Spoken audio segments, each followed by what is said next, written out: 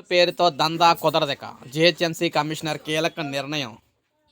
So ఈ విధంగా ఇంటి నంబర్లను అంగట్లో సరుకులా విక్రయించడం, లంచాలు ఇవ్వకపోతే జారీ చేసిన నంబర్లు రద్దు చేస్తున్న పలువురు బిల్ కలెక్టర్లు, ట్యాక్స్ ఇన్స్పెక్టర్లు, సహాయ మున్సిపల్ కమిషనర్లు, ఉప కమిషనర్లు తీరుకు అడ్డుకట్ట వేస్తూ జీహెచ్ఎంసీ కమిషనర్ కర్ణన్ కీలక నిర్ణయం తీసుకున్నారు.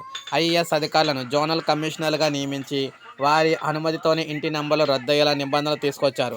ఆస్తి పన్ను మదింపులో కూడా పరిమితులైతే విధించారు.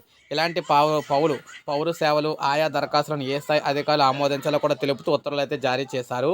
ఆయా సేవలు వారికి ఏ స్థాయిలో పరిష్కారం అంటే ఆస్తి పన్ను మదింపు, సవరణ ద్వారా పెంపు లేదా తగ్గింపు, భవన విస్తీర్ణం 10,000 చదరపు అడుగుల వరకు కూడా ఉంటే డీసీ స్థాయిలో, అంతకు మించి ఉంటే ఆ దరఖాస్తును జెడ్సీ ఆమోదించాలి. 2.5 ఏళ్ల వరకు కూడా పన్ను బకాయిలు సవరణ దసరాలకు డిప్యూటీ కమిషనరు, అంతకు మించి కాలానికైతే జెడ్సీ ఆమోదించాలి.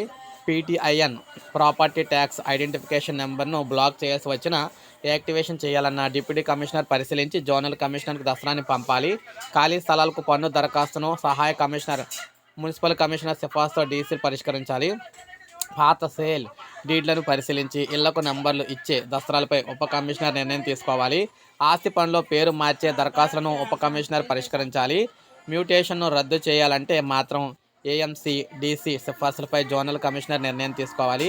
విశ్రాంత సైనికుల ఇంటికి ఆస్తి పన్ను మినహాయింపు దరఖాస్తును జోనల్ కమిషనర్ ఆమోదించాలి. ఇప్పటికే అమలవుతున్న పన్ను మినహాయింపును ఏఎంసీ సిఫార్సులతో ఉప కమిషనర్ రద్దు చేయొచ్చు. సో ఈ విధంగా మనకి హైదరాబాద్లో మనం చూసుకున్నట్లయితే జీహెచ్ఎంసీ పరిధిలో ఈ విధంగా ఇంటి ప్రాపర్టీకి సంబంధించి, ఆస్తులకు సంబంధించి, పన్నులకు సంబంధించి అన్ని విషయాలకు సంబంధించి కూడా కొత్త మార్పులు అయితే వచ్చినాయి. ఇక్కడ నుంచి ఎవరు కూడా బాధపడే పని అయితే లేదు. సో ఇది అప్డేట్. ఒక లైక్ చేయండి, సబ్స్క్రైబ్ చేసుకోండి మన ఛానల్.